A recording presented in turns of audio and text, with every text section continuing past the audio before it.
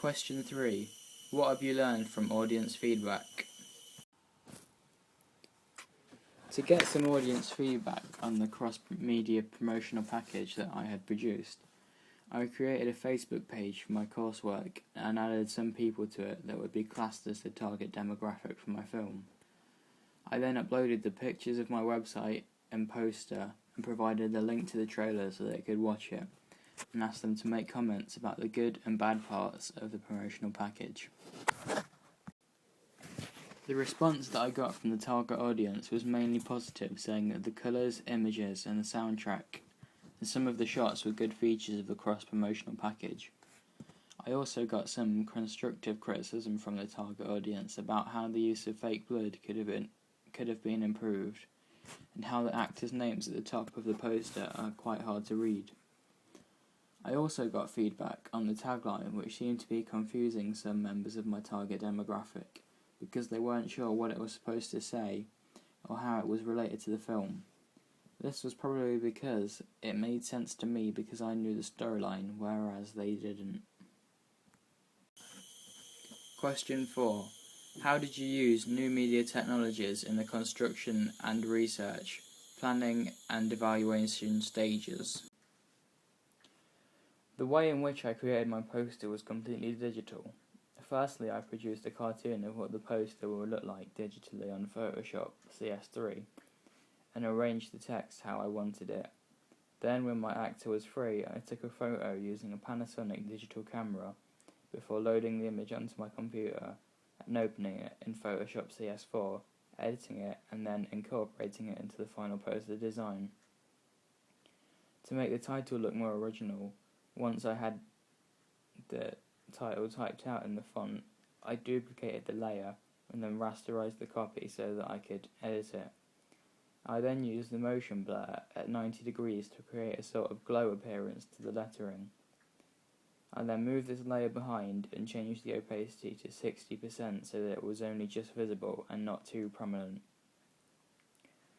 I used the same technique as was mentioned before on the white text that featured on the tagline.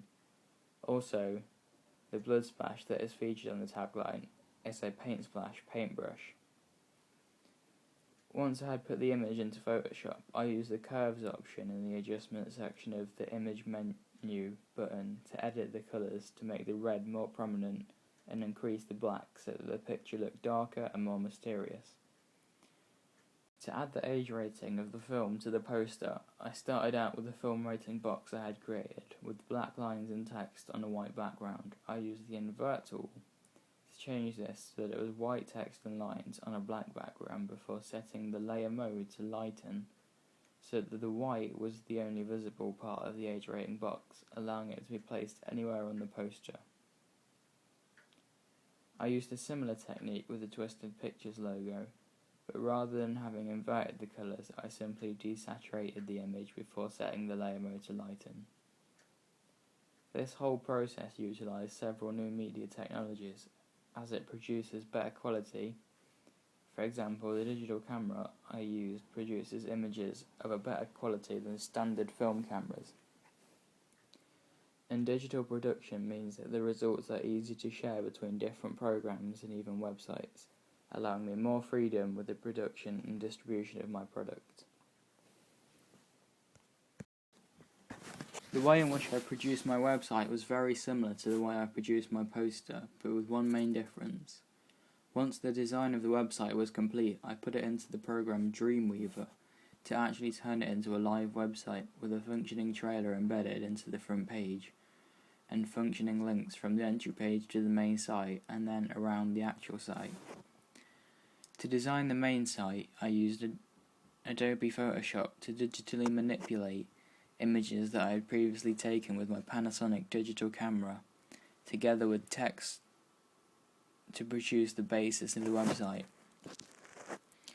Once I had the image that I wanted for the website, I used much the same technique as before to edit the image, using the curves tool to increase the prominence of the black, red, green and blue in certain areas and decrease it in others.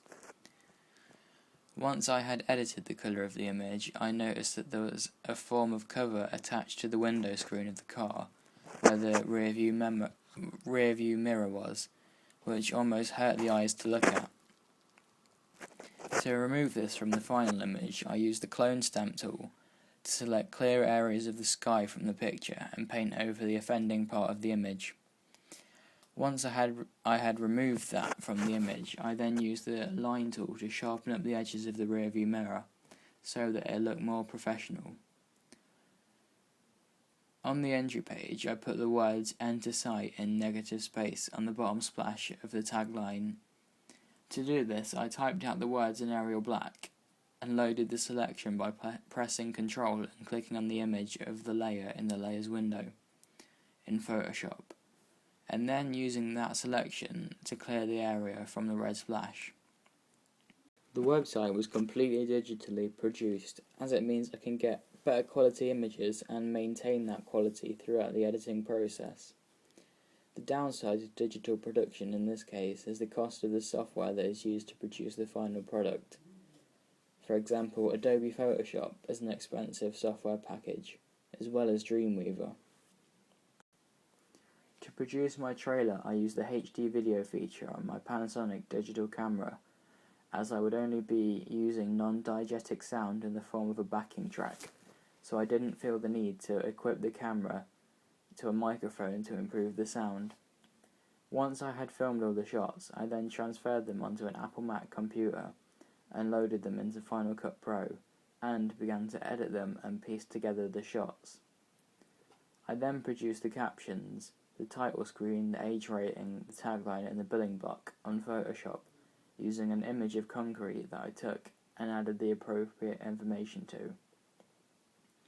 Once I had all the shots in place and had cut them down, I used the effects option to drag in the transitions that I wanted between the shots so that they flowed like the trailers I had analysed before I produced mine. Some of the shots that featured in my trailer seemed to be light enough while they were being edited, but actually came out dark and difficult to see when uploaded onto YouTube. To remedy this, I used the Levels tool on Final Cut Pro to lighten the shots so that they were easier to see when uploaded onto YouTube.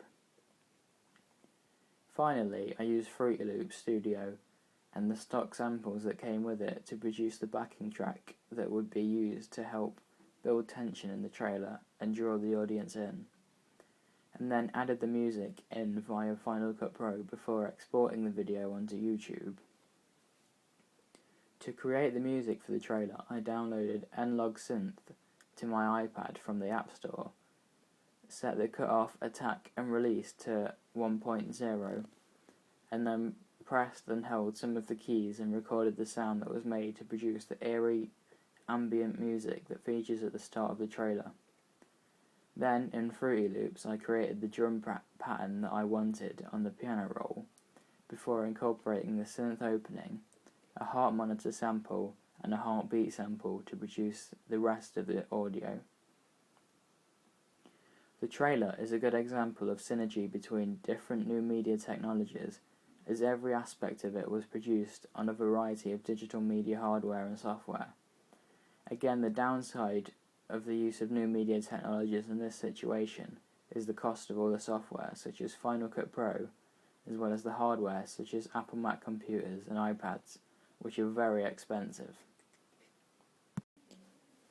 Other technologies that I used throughout the project to produce the final products are Microsoft Word to word process the work to ensure all my written work was grammatically correct and correctly spelt, Microsoft Excel to compile the results and produce graphs from the data, the website WordPress to organise my work in a blog format.